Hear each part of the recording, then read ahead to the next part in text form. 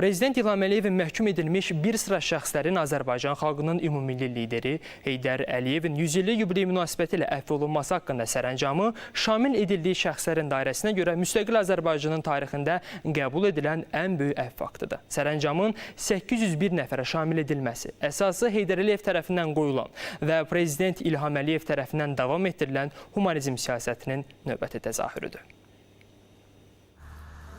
Ulu öndər Heydər Əliyevin 100 illiyi münasibəti ilə Prezident İlham Əliyevin imzaladığı əfv sərəncamı 801 nəfərin ailəsinə sevinç hissi yaşatdı.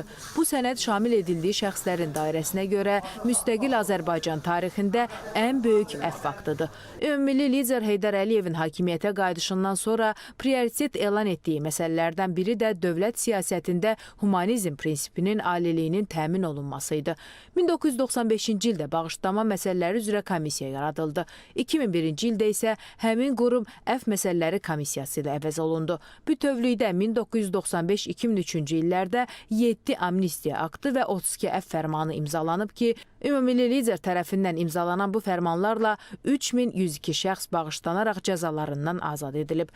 Bunlarla yanaşı ölkəmizdə 1998-ci ildə ölüm hökmü aradan qaldırılıb və Azərbaycanın adı şərqdə bu cəzanı ləğv edən ilk ölkələrdən biri kimi tarixə düşüb. Ulu öndər Heydər Əliyevin əsasını qoyduğu humanizm siyasətini və ənənələrini layiqincə davam etdirən Prezident İlham Əliyev əfv institutunun çevik və işlək mexanizm əsasında fəaliyyətini təmin edib. 1995-ci ildən bugünə kimi əfv etmə ilə bağlı imzalanan 69 fərman və sərəncamdan 37-si Prezident İlham Əliyevin müəllifliyi ilə baş tutub.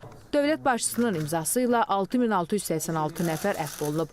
Bundan başqa Prezident İlham Əliyevin təşəbbüsü ilə Milli Məclis tərəfindən qəbul edilmiş 8 noyabr Zəfər günü münasibəti ilə amnistiya elan edilməsi haqqında 2021-ci il 5 noyabr tarixli qərar 17267 şəxsə şamil olunub. Bu qərar tariximizdə sadəcə 12-ci amnistiya aktı idi. Tətbiq olunan şəxslərin sayına görə indiyədək qəbul edilmiş ən geniş amnistiyadır.